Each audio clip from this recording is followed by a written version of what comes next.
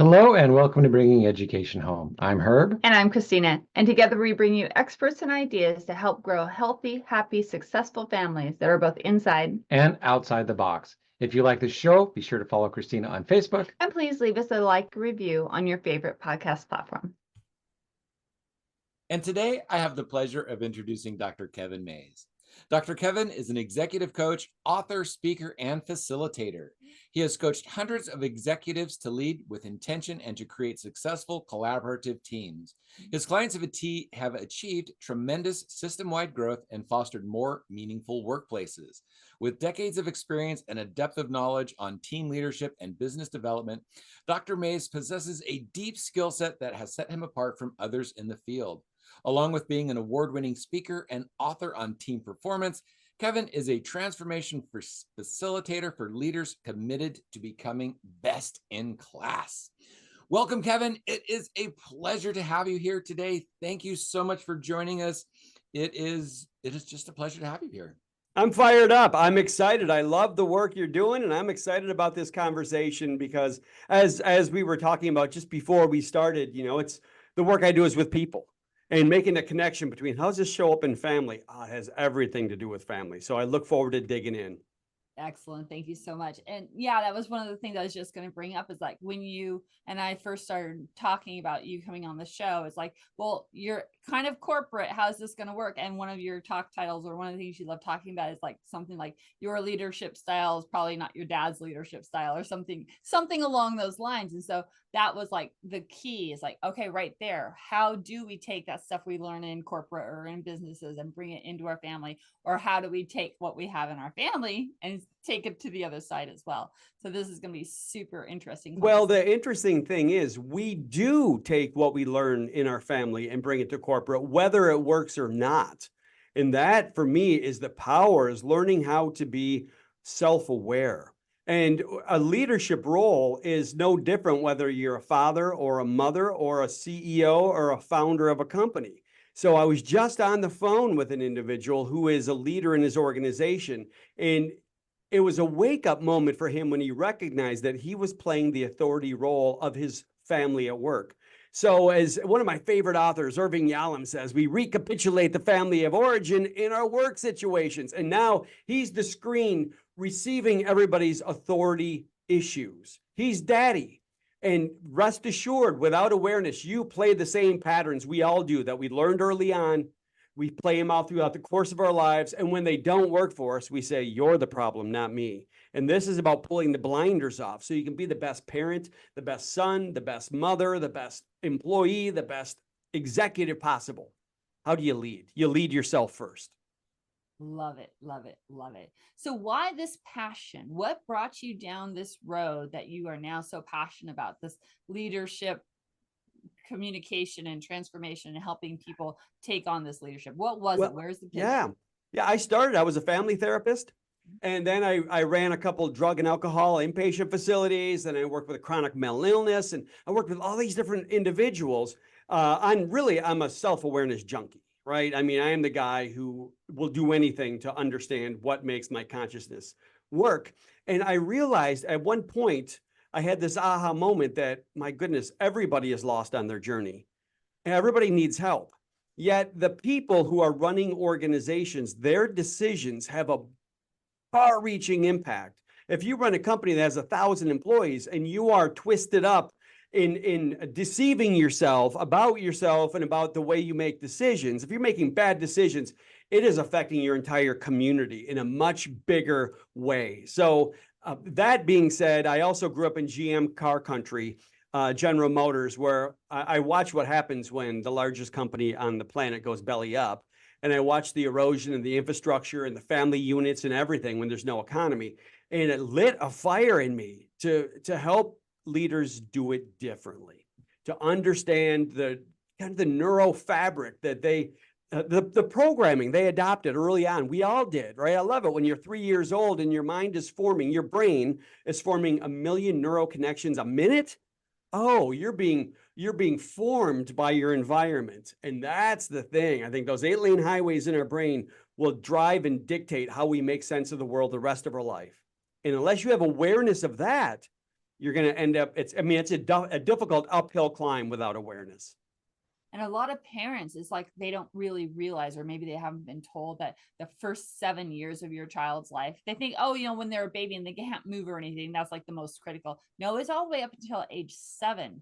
They're getting those roots, those foundations. And so depending on how your household is and the experiences they're having, it really does lay a lot of different things down for people to have either trouble with later or have benefit from later.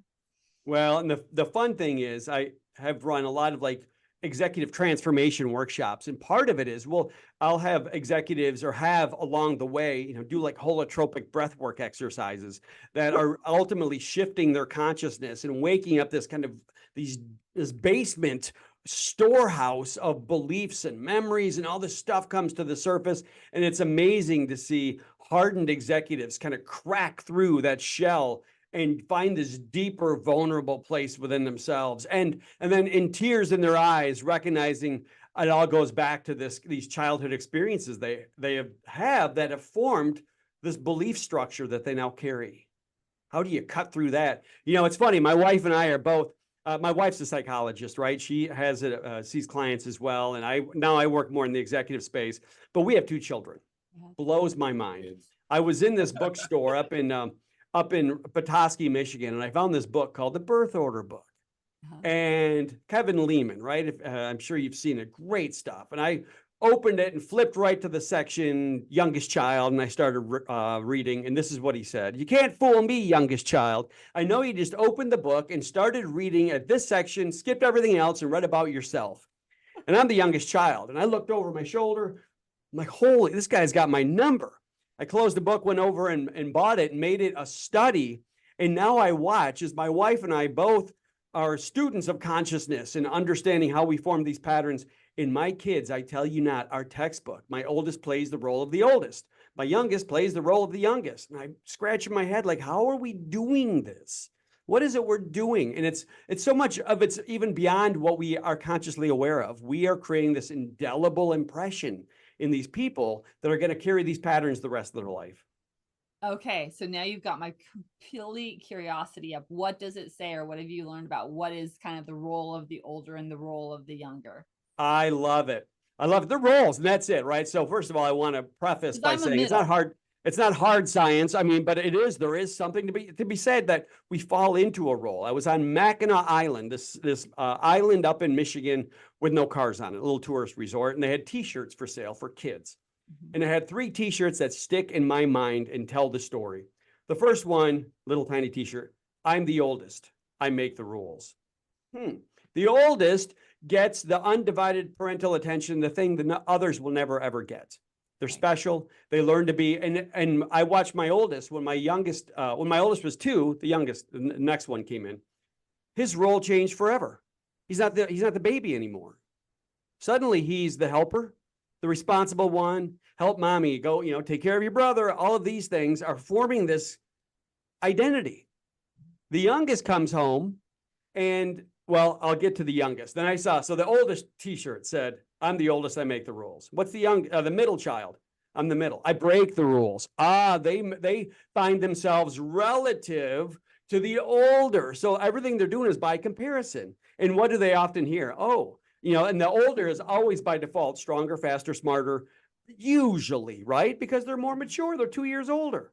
And so they have to measure themselves. So I love it. My family, my siblings, textbook. My oldest sister, family hero, valedictorian, got all A's, whatever, cut the traditional, lives closer to mom and dad now, did everything by the book. Youngest was the one who was the rebel. I mean, not the youngest, the middle, the next sibling, the middle, was the rebel, wore the funky haircuts, wore pajamas to school before it was a thing, and then found her family, as they say, the middle children often will find their family outside of the family. Much more social. And now she lives furthest away. Lives in New York City, has her whole family of friends, and is just cut differently. And then the youngest, the smallest T-shirt, I'm the baby. There are no rules. When I grew up, and I played true. When I grew up, I was told, I had 2 older sisters. They had curfews. They had time to be home. Mom and dad, man, they'd been through that. Kevin, be home at a reasonable hour, which for me was 2:30. It's reasonable. It seems good. And I was just expected to look after myself, take care of myself. And I was given complete independence and freedom. But how I got my attention needs met goes back to, what I see with my youngest child. It's like the youngest often have to show up and show off to get the attention needs met, because everybody's older and they have all these eyes on them. So they learn to perform. They're the performers. They learn to, I love it. I think for myself, it was they use humor, the charming manipulators, the one who opens the book and finds a section about them because they're really hungry to learn more about themselves. Or my youngest child now, who, guess what? When he was brought home, the oldest child's role changed forever. Well, the youngest child was the baby. And guess what now? 14 years later, who's still the baby? The youngest child. And I tell you what, this is what I see as brilliant. The ability of a youngest child, they have to know how to get their attention needs met. So for myself, like the charming manipulator, I could push the snow down my sister's coat in the wintertime when I'm a little kid and then say, if I get snowed on my coat, I might get frostbite. Mom's going to be so mad at you. And, it's a little manipulation of these beasts around me to make sure I don't get my butt beat by them. But also I pull off shenanigans. And I was the one who would squeeze the mashed potatoes between the gaps in my teeth when they're stressed at the dinner table. I learned how to moderate the stress, where the middle is often a good moderator. But as the youngest, now I watch my son, and this boy, I shouldn't say this, but so don't let him know. He is a future world-class soccer star, because this boy can fall down and fake an injury like I've never heard anybody do. He can flop, and what happens? Mom rushes in, she picks him up. Oh, my baby. You know the stories, right? I see that in our two boys, the older and the younger. We have a little bit of a different scenario though, because our oldest is on the autism spectrum. Yep. The change. So it's things that my younger son, when he finally got to a certain age, he came to me. He's like, "Why do I have to be the older brother?"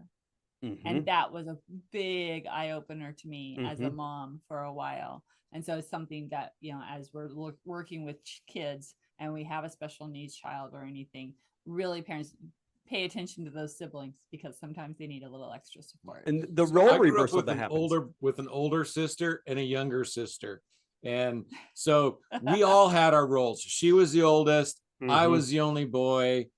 She was the youngest. The responsibilities were different. The expectations were different. And I, in the middle, I got the short end of all of it. So yeah, because you were the boy, so you were expected to behave a certain way. So in many ways, you probably were bequeathed a lot of the oldest child role. Oh too. Yes, very much so.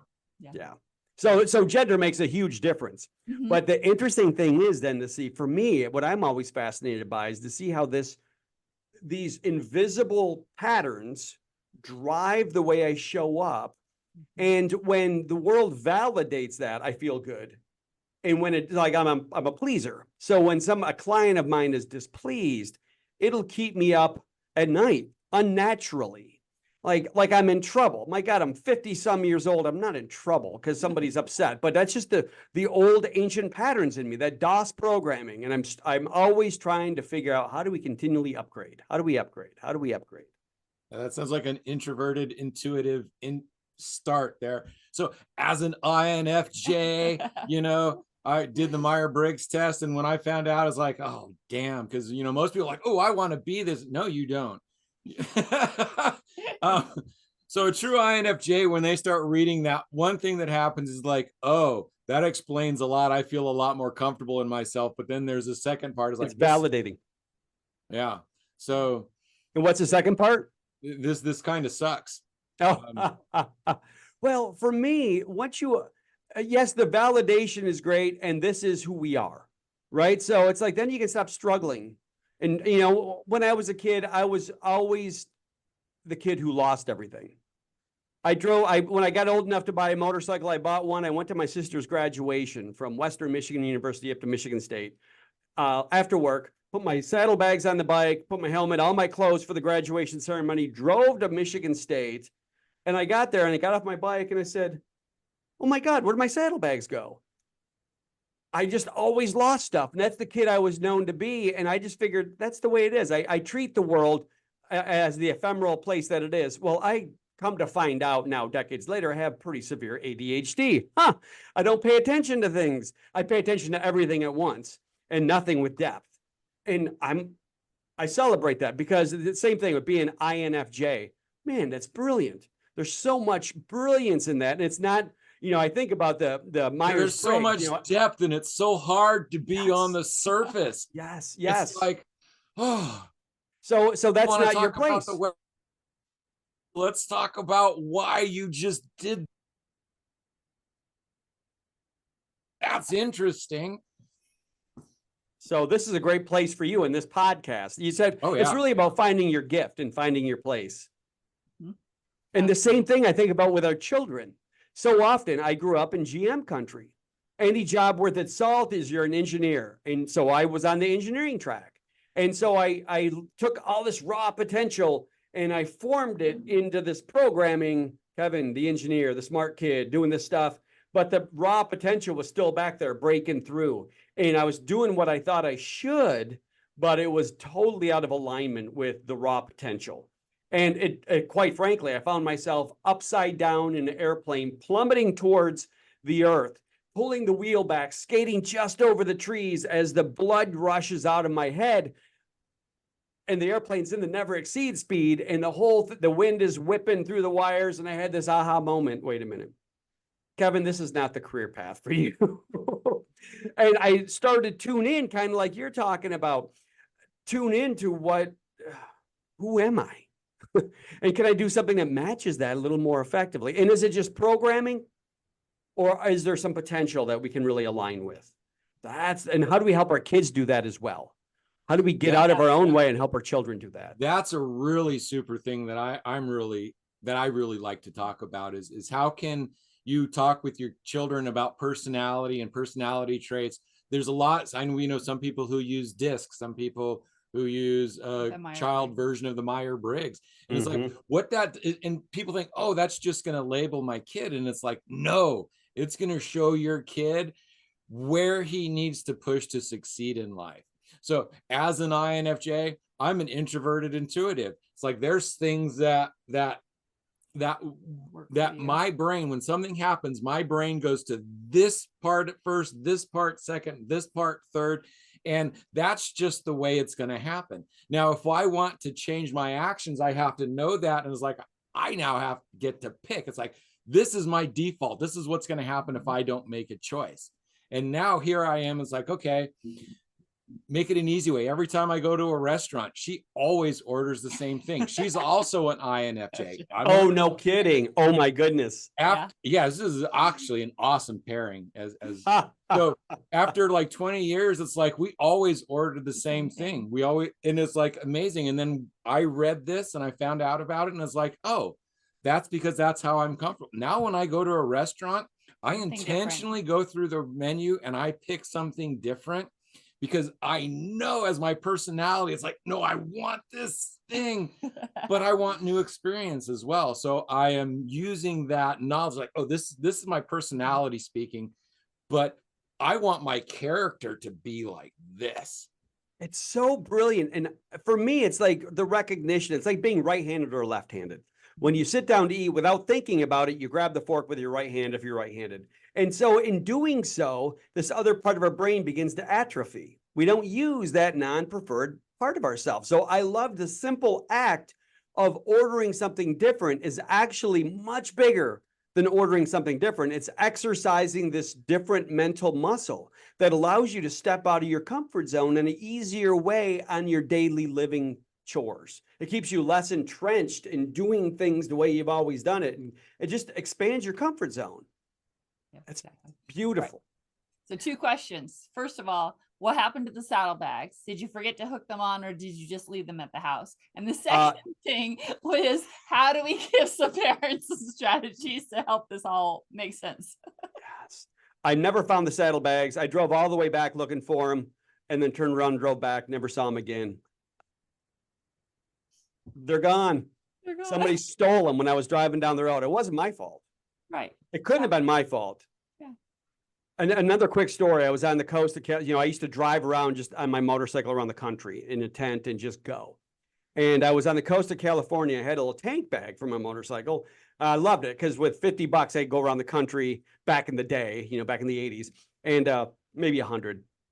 You just camp, stay for 3 months, get a job somewhere. And I had this little tank bag, and I was sitting right on the coast of California, on the rocks, and watching the water get low and get high on the shelf below me, right? And it kept getting, and I watched it got lower and lower and lower, the water, and then it came higher and higher and washed up over my feet, picked the old tank bag away and washed it out into the ocean.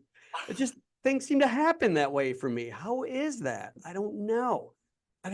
But for me, it goes back to the same thing we're talking about right now. Like, what's helpful for parents? Well, first of all, awareness, not only of their children, awareness of yourself and your own bias in what you project onto them. Because when things, I see it with my kids, they behave differently than I understand or than I would, especially with technology these days.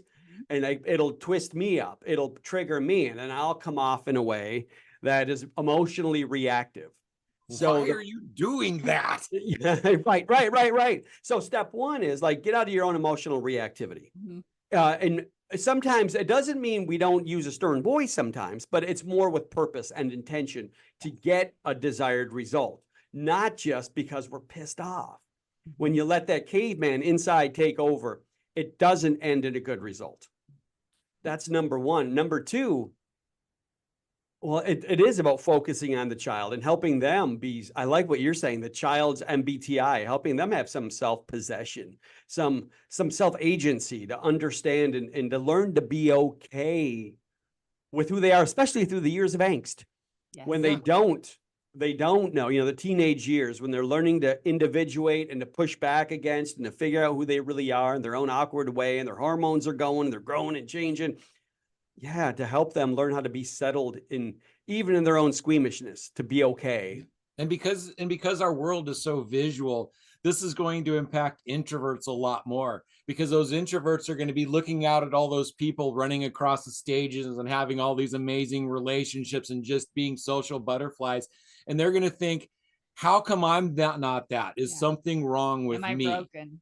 And so instead of that, it's like, oh no, my brain is more comfortable in these kind of patterns, and I have to create an environment where I can do that. So I have to build tools where I can do that, but that's not my default. But as an extrovert who's out there doing that, they're not even going to notice. So, and they will have their own issues and their own things, but we do. But as a just real easy one to understand is someone who's quiet and shy wanting to be out there. That could be so much so just as a personality trait. And then you need to build a tool so it's not something wrong with you. It's not something broken. It's just something that you need to develop with intention instead of having to just come naturally. This is why I love the conversation and the different perspectives. So we talk about working with kids, absolutely. And guess what? It's exactly the same thing working with executives. It's no different. Now, the crazy thing is when you talk about the struggle with the introvert, if I'm an extrovert and you're an introvert and you're just behaving your natural way, I will start to feel uncomfortable, like there's something wrong with me. Because if I'm in my zone feeling good, I'm talking. We're yucking it up. And if I'm quiet, it's because I'm uncomfortable, I'm pensive, I'm up to something, or something is wrong. So when I see you being quiet, I project my beliefs onto you and say, oh, you don't like me? You're up to something. I can't trust you. But there's something wrong. I make up there's something wrong. If an extrovert doesn't know what's going on because you're not talking, then we make it up. And this is, I think, the thing that's really good to be aware of, not only in our own head, but we can manage the perception of others to let them know, even if we're an introvert, hey, I'm just quiet. So I have a really good friend who's an extrovert. He's also kind of narcissistic. Those are the best. For an introvert, we would attract narcissists. That's kind of what we do. But what you just said, we've had lots of conversations with that before, because when I go to his place, he's always, oh, can you do that? He's trying to give me drinks. He's trying to do that. When he comes to my place, I sit back, I chill. It's like I let him be. And so it's like, he doesn't like coming to my place because it's boring. And sometimes when I go over to his place, it's like, man, I'm always Too trying to much. get you to do stuff and be a good host, and you're just so chill. And so, yeah, I kind of get that. But, Yeah. you know, over the 20 years, 25 years we've figured been it friends, we Yeah. smoothed a lot of that out. But yeah, at first Yeah. it was like, why are you always trying to do stuff? It's like, Yeah. man, just chill, settle down. I'm good. Well, it's so funny because for me, like the extroversion or introversion is really this thing that charges us up more than anything. When we're off preference, it'll wear us out.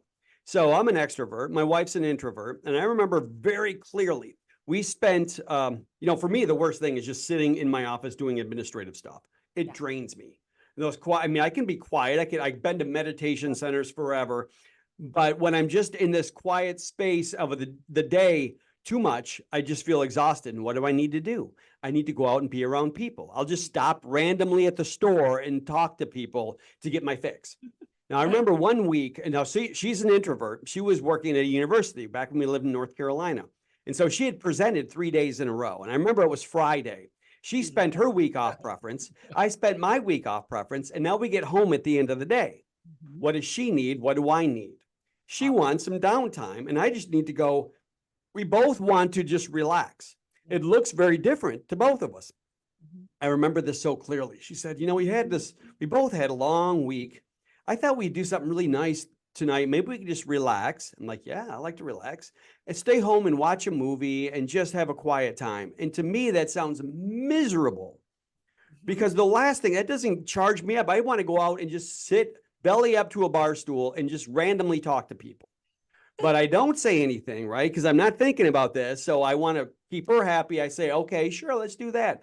But part of me has a little resentment.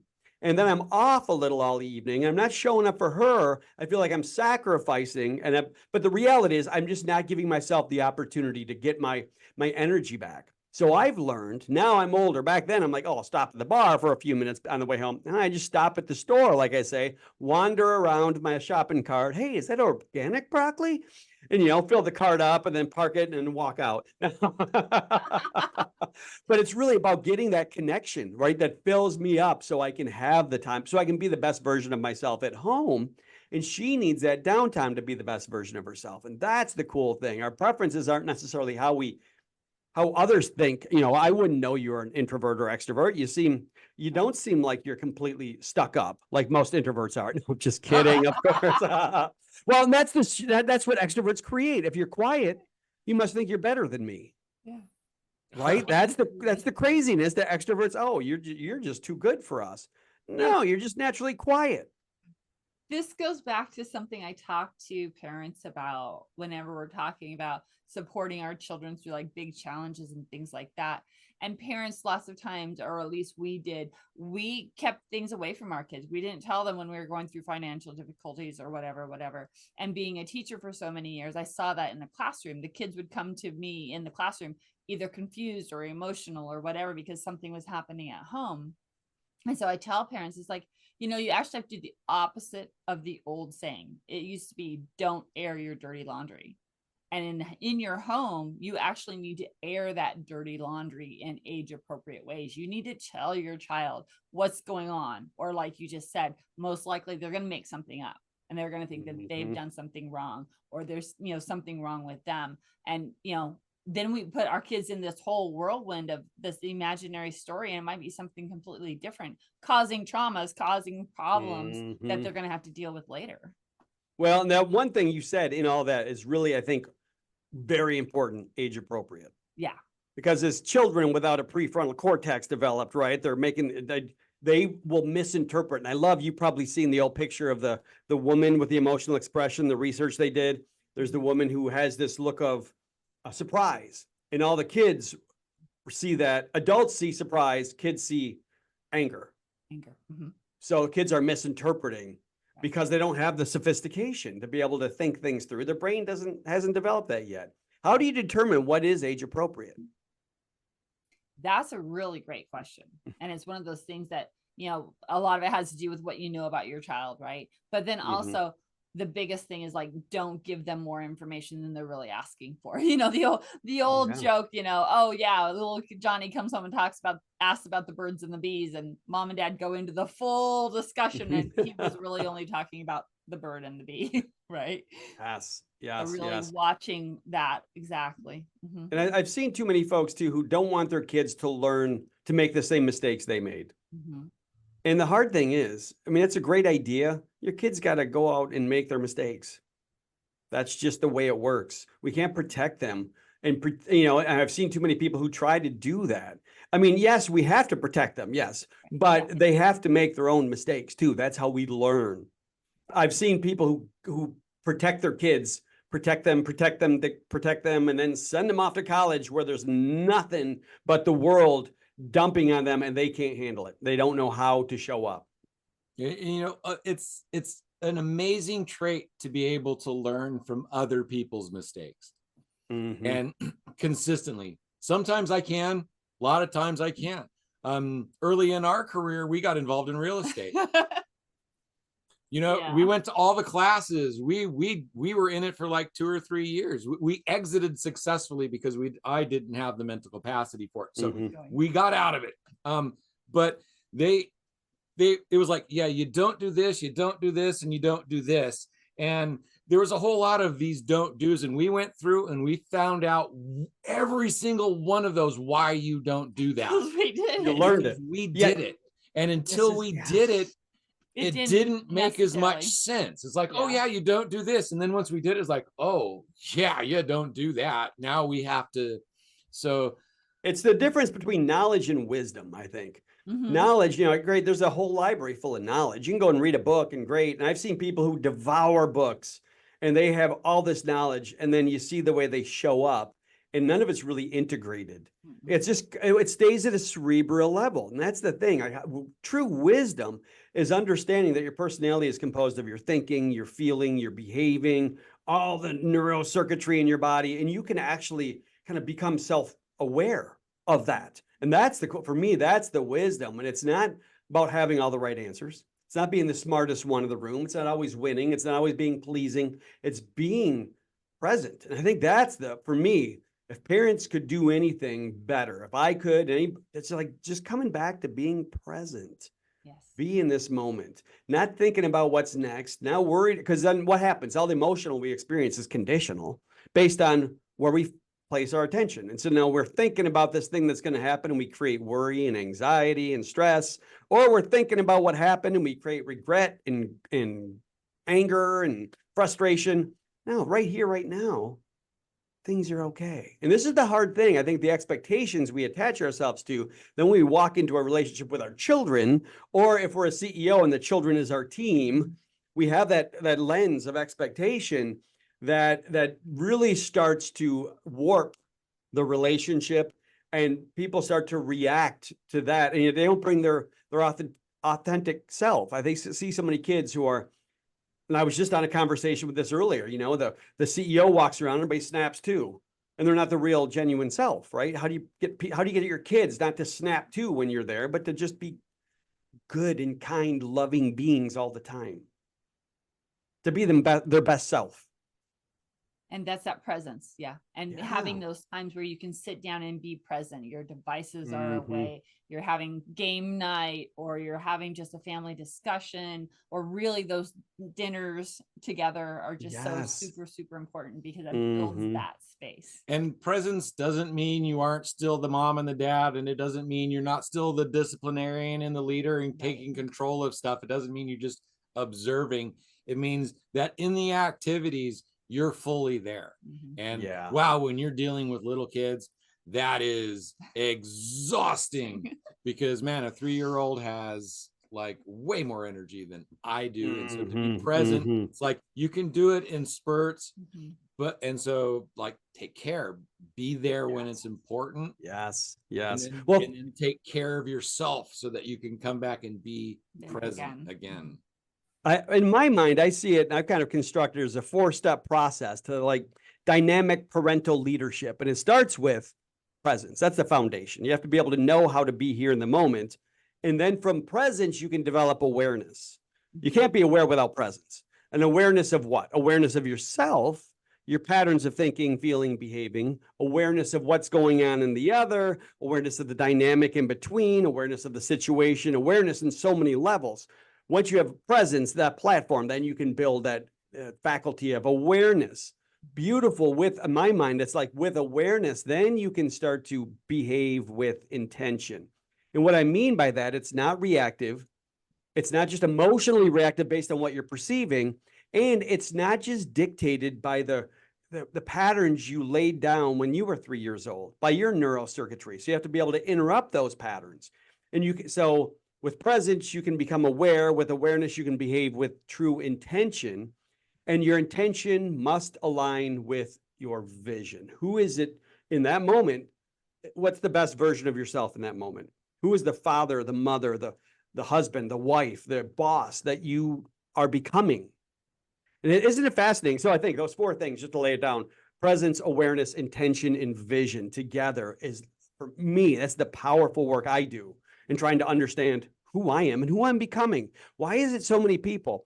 We grow and evolve till we're done with college, and then we stop growing and we just deepen the path.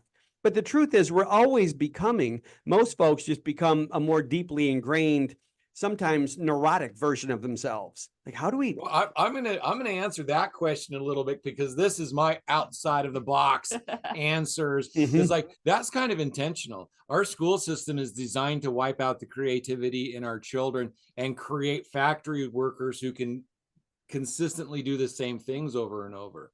So if we homeschool our children, if we alternately educate them, and they keep that creativeness and they keep that love of education going, then school doesn't end, education doesn't end at 18. And you can really see this in the entrepreneurial world. Entrepreneurs know that something's wrong, so they're going to go do a business. And then it's like, then there's self-development, then there's personal development, then there's self-development, then there's business development. And it's just this constant thing of going up. Now in school, it's like everybody's like, oh, I can't wait to get out of high school. So there's this thing that at 18, I'm done with school, except for those on the college track. It's like, oh, I got to get to 22 to get my degree, and then I'm set. And that's 28. The mindset right now. It's like, oh, I get my degree at 22 and I'm set and I'm done. And then it's just living life then on out. It's so interesting. I totally see that mindset right now through our school system. It's a process. I think it's a holdover of the Industrial Revolution, where the person was a worker, right? And it goes back to like 1800 philosophy. Well, when we were first, the age of kind of mechanization, where everything, I love it. When we first started inventing the machine, that became the central metaphor, right? For the universe, everything's a machine, and the organization is a machine, and the person is a cog in the machine. So we're going to train these parts to get him to sit. Now, you little machine, we're going to train you. Sit at a desk. What on earth is a kid supposed to be doing sitting at a desk for 6 hours a day? No. How do we foster that creativity? It's interesting. So I go back to the story of me becoming the engineer. I think that was a story we started talking about. I'm the engineer. I'm in the airplane. I had this realization, this is not the career track for me. I was sweating it in school before that. And I hated it. I remember I was in this class one time, engineering class. We're studying metal structures and stresses or something. And I'm like, and I was actually riveting, or there was a class, we're designing airplanes and learning how to rivet. And I'm laughing at my friend. I thought, what the freak am I doing? This is not where I belong, learning how to rivet airplanes. And when I had that near-death experience, and then I got on a motorcycle and drove out to the East Coast or West Coast, and I sat there when everything was in the rearview mirror. All my identity I left behind, and I'm just sitting there fully in the present. And I had this realization, I can write this script any way I want. Yep. I went to college after that for 12 more years. I fell in love with it. I just studied everything I could and everything I wanted, from philosophy to political science to geography to economics to English to leadership to organizational structure, whatever. I was just in. And I realized we get to be creative beings in this lifetime and find our passion. But it's interesting. For me, it's the balance between the structure and the should. There is a society of rules that there's a game we can play. Without rules, there's no game. Let's figure out what the rules are, but also then not be bound by them, but to find your own potential and your own unique gift. I call that a tomato cage. A It's tomato like what we cage. needed to put around kids is we need to put a structure like a tomato cage. So a tomato plant, if you just plant it and let it grow, it's going to spread out and it's going to be a mess and the fruit's going to be small and icky. But if you put a cage around it, a structure, a framework, then it's going to start to grow up through that and it's going to hold on to that. Is it going to contain it? No, it's going to go outside of it. It's going to grow up. It's going to go inside of it. It's going to grow up. It's going to use that structure to, and then you prune it. It's like, okay, this isn't right. That branch that was that engineer that almost died, that branch goes. Oh, over here, this branch goes. Now look at this. Now there's all these branches that are growing in college. Which one am I going to now follow? So that structure, that framework, that cage you build doesn't hold you down. It gives you holds you up. something to hold up and to reach for the sky. That is so fantastic. It's so fantastic. It's flashing this memory in my head of when I was in high school and I took the test. And it might have been Myers-Briggs. It was some kind of aptitude test. And I remember I was excited. I was going to go study aeronautical engineering and be a pilot and the school counselor, right? There are no rules. I'm the youngest child. There's no rules. And he told me, well, according to the test, this might not be the best fit for you. It's very detailed oriented. And this, suggests that that's not really the way you move through the world. My first thought was, who do you think you are to tell me what I'm going to do? I'm going to go out there and do it. And I was flying airplanes and I almost killed myself because that was definitely not the right thing for me. Yeah. It took a long time to find it, right? But that's all right. What's the big hurry? I see people who are so interested in their kids advancing very quickly. I'm like, no, enjoy the sweetness of this moment. We're not in a hurry to get into college when you're 15. So what? So you can be done when you're 20 so you can get a job? Is that the goal? To be a good worker? I don't think that you think it is, Herb. I have a pretty good sense. No, I hurt my head. I'm not a good worker anymore.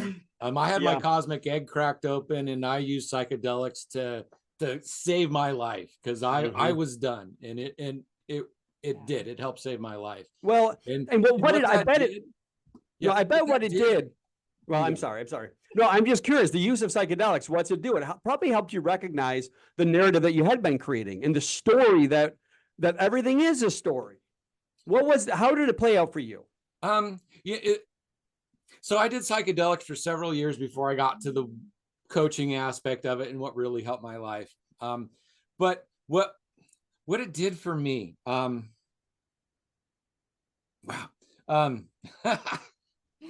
You haven't visited there in a while. It changed what was real. Mm-hmm. Okay. So society, going to a job, getting a car, getting a house, doing the stuff that we do in society, that's not real. That has nothing to do with being human or why we're here. We are here. We are in this body. We're wearing this meat suit. What is this? Who are we and why are we here? We're here to have an experience and to grow and to have relationships. And that aspect of it is real. And the stuff that we do as a society, it's not real, but it's kind of necessary to kind of pay the bills. And so there's this fine line of the world that we live in is so real for some people that it holds the reality of our society together. Now, I've stepped outside of that and I see the cracks and I see the flaws and I know that that's not real and that we're people. And so part of what we're doing in this is to help people come back to peoplehood and to help children realize that they're people before they get caught up in all of this other stuff that's really not real. Well, it's amazing as a society and a culture when we buy into it and we then mutually believe it, we start to believe it's real. And that's what I think brings so much emotionality, because we become attached to the belief. And then when that belief gets challenged, it evokes the emotion. And then you see this culture full of people who are angry and frustrated and hatred and all this stuff, and they're missing it completely. And the thing I love too is that when people become attached to their view that they're right, because if nothing's real, then I challenge. If nothing's real, then well, there is truth though, but it doesn't come in the form of anything you can attach yourself to, No. because it's a dynamic thing. So as soon as you make it static and say, this is it, you're pointing the wrong direction. It's not true anymore. Right. It's not true anymore. Oh yeah, you're that's messing in my world right now. Holy Yeah. cow. Yeah, this is where I spend most of my days, Mhm. and I live here. So yeah, talking about the weather sometimes, just and trying to pay bills and trying to fit into life, because again, Some days. they call it cracking the cosmic egg open. So I got a big wank in my left prefrontal cortex that severely hampers my executive decision making. I've wanked both of my parietal lobes, so my emotional processing centers are damaged, and I have trouble feeling lots of positive emotions. But the anterior cingulate is overactive, so that's like where the negative emotions. So all of the stuff that calms down the negative stuff that's going on in me are all compromised. So yeah, I have to live on this edge, or I just kind of blow up and become absolutely useless. So I don't fit in normal society. I can see it. I love it. I know it's not true, but yeah, I'm weird. Well, and I think though, but it's interesting. Everybody's weird. Yeah. And I think that's the power. And so when you talk about that, to own it, to have presence and have awareness, and it's okay, because you know what? Everybody inside, I think weird isn't necessarily the word I hear so many people say, but there's this belief that somehow underneath it all, I suck. I'm not good enough. I don't measure up. And all of it because it's out of sync. So we all show this game face, but underneath it all, there's this depth in so many of us that's isolated and lonely and doesn't know how to connect and feels invalidated. And it's like, how do you integrate that? And that's something it seems like you're doing a great job. You've integrated the shadow of who you are. And what a beautiful lesson to just be okay with what is. That's for me, that's the presence, that's the awareness with what, not trying to be something you're not resisting or reacting negatively against those parts of yourself. I'm still in that. That is still my work right at this moment. And you've grown in the last 3 years. Huge. Because when I think it's like I can't fit in society, I got fired from my last job, that the first job I had in 10 years, because I've been messed up. And it's like, so it's like, I'm not making money.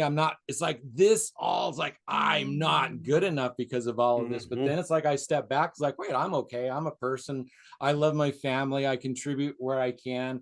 And right now we're actually building a healing center. We're going to have like hyperbaric chambers and float tanks. And it's like, that fits with how to heal myself and how to help other people. And so that's me stepping into my flow, because all of this other stuff in society isn't going to work for me. But managing that, well, I love it, that self-doubt. I think of it when you can find the state within yourself of being that objective observer, where the thought is not you, it is just a pattern that's playing itself out. And I think for myself, it's like watching the sky. The sun is always up in the day, right? The sun is there in your own aliveness, but sometimes the cloud cover's thick, and you don't find the sun by focusing on the cloud cover. Just remembering it's like, there's the self-doubt, there's all the narrative, all the internal stuff. And for me, it's like, the more I learn to put down my thinking and just notice, oh, look, there's the pattern again. Oh, there's that monkey mind of mine. Oh, there I am beating myself up. Okay. The clouds seem to get looser and looser until there's more and more clear sky. It's like, but gaining that kind of mastery it's a pathway. I like it. It's not a destination. You don't just arrive. No. Nobody arrives. And the person who tells you they've arrived over there. The person who tells you they've arrived is kidding themselves. It's a pathway. And it's beautiful. I love that you guys are on this pathway. It sounds like we're all on this pathway right now. And this is the thing I encourage for parents who are listening and leaders who are listening, to recognize that, hey, they're on the pathway too. You don't have to be right all the time. You have to show up with heart and with presence. And your kids, guess what? They're on a pathway. And we're all just trying to can you help them be the best version of themselves? You can do that best if you can show up as the best version of yourself. That's the hard work. Even if you don't know, even if you have anxiety, you can come back to the present moment and breathe and know that right here, right now, you're okay. And if you model this for your kids, if your kids start seeing this when they're young, if they can start doing this as a teenager, if they can start seeing this as in their 20s, it's like they They're won't gonna be have the ahead of same the kind of game. problems when they're in their 50s. It's like if they learn Mhm. how to be human earlier and then be human through the society Through the instead of changes. Within the becoming construct. society and then trying to learn to be human after society. It's like let's be human first. When I've worked with leaders, it's interesting to see the younger leaders they can adopt some of these larger ideas, and let go of their programming easier. The older leaders have bigger breakthroughs because there's more ingrained attachment that they've developed over the course of their lifetime. Either way, right? It's about learning how to be fully human. Yeah. And that is, but what that requires is, letting go of the ignorance. Ignorance is bliss. And sometimes that recognizing we feel pain, we create suffering, we have this in our head, owning it, not reacting against it. And when you do that, my experience is when I stopped resisting against that part of myself that doubted and just allowed it, and then just, again, the objective observer just watched it. I'm like, oh, it's just a thought. I don't have to react against it. Because when I react against it, that which I resist persists. That's what I found. I push it down. I try to be the guy who's always okay. I'm always happy. I'm always the pleaser. I'm always the hard worker. No, that's bullshit. Right. We'll talk about I think it's Gabermate, Gaber Mate. He talks about the issues are in the tissues. I believe he's the one who talks about that. And so if you get angry, it's like, oh, stop being angry. It's like, and you hold it down and you just, well, then what you're doing is you're holding that pressure inside of your body. And the next time you get angry, it's like, oh, I got to hold it down. It's like, okay, I'll pretend I'll look like, but you're holding it. Then you're creating a pressure inside of your body where that exists. And so knowing that you can release that earlier. So that this is the issues are in the tissues. It's in your body. It's like, let that out and don't hold those in. And it's so the question is, I ask, and how do you do that? Exactly. That is exactly why we have the podcast. And that's so exactly why we ask for coaches like you and for us, right? And exactly all of those things to help us move through and help all of us. And knowing that it's a path, knowing that it's a coil. It's a circular path. It's not that, ooh, I got this. It's like, you got this at this level and you can move through it. It's like, oh, so this problem that I'm having with, it's like, great. Now I'm doing this problem. It's like, oh, I'm back to this problem. It's back. Yep. But it's up here and it seems so much worse, but it's like, you've done the work underneath of it. And so the problems are going to keep coming back. It's not going to be, oh, I've done this, I don't have to do it anymore. No, you get to do it at a different level, at a different competency. And if you become really good at it, then your competency gets better and the amount of problems that you can resolve just like that becomes easier as well. It's a coil. I think that's brilliant. And it's like peeling off layer upon layer of the cognitive framework we've created. I work with a gentleman now who's very high up in an organization, and he does a brilliant job, technology officer in a very large company in the States. And when it came time, he was second in command behind the chief technology officer. So he is doing stuff that is getting recognized in the industry, but it came time to replace his boss and he didn't get considered. So he has this self-concept, and now he's seeing invalidation in the world around it. His self-concept is invalidated, and right away he starts to self-doubt. He starts to feel this anxiety. He starts to get smaller. And it was brilliant when we've been working together to recognize that the more you allow your self-concept to be dictated by your perception, you're in a conditional state where your value only comes from what happens in the outside world. And I said, you're so much larger than that. And he learned to be able to settle back into that place of presence and awareness with his whole self, and then change that cognitive framework. No, I am. And not only who I am, but who I am becoming. That's the thing for me. I am becoming. I am.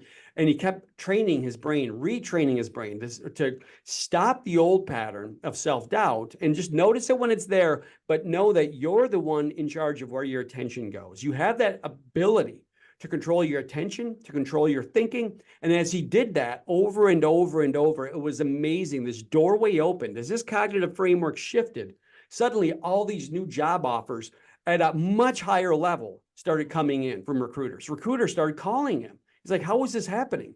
I said, because you're making the cognitive shift. With your thoughts, you create the world. And when you change your thinking at a core level, this is the beautiful thing. You can change your mind. And as you do it over time, your brain starts to rewire. And now you have new habits. And it's just phenomenal. When I see people do that successfully, it just warms my heart. Yeah, and now I'm going to add something here. It's like, you can hear this and you think, oh, great, I'm going to do that. It's like, and you can go find all the information and it's going to be here. It's going to be knowledge. Mm-hmm. And what you need is you need a coach. You need a coach who is going to, on a weekly, monthly basis, say, hey, this is our game plan. How are you executing? What are we? Let's practice now. What is our next step? And so you think, oh, great, I know how to do this. I've got it. It's like, no, you don't. You got it for a week. You got it for a month. You need help. I'm a coach. I help people do this stuff. I have coaches. I'm working with coaches because if I stop, then I start to develop things. So I need help getting to the next level. So if you're listening to this, you need help. Get a coach. Get a coach. And that's a great segue. Dr. Kevin, this is an awesome conversation. I love it. Audience know how they can get a hold of you if you've resonated with them, if they're looking for somebody like you to help them in their next. Oh, yeah, fantastic. So you can just go to my website, it has all my contact info, maysleadership.com. I have a new book coming out soon, Lead Yourself First.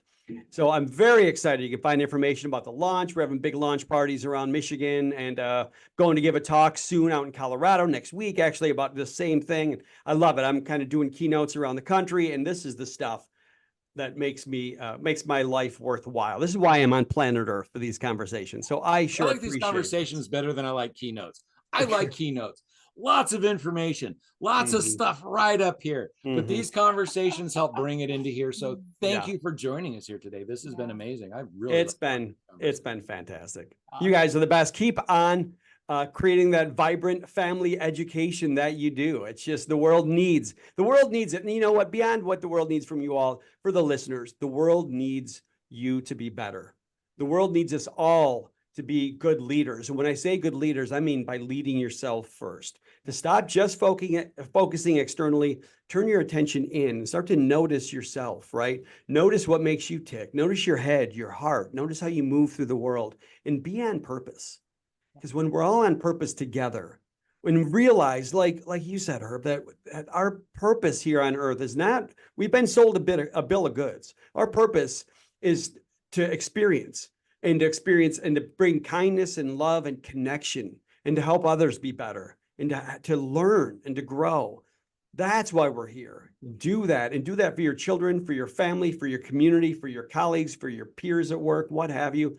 This world relies on you being the best version of you. Awesome. And on that wonderful note, thank you so very, very much. It has been an amazing conversation. And I know we can go on and we have to go.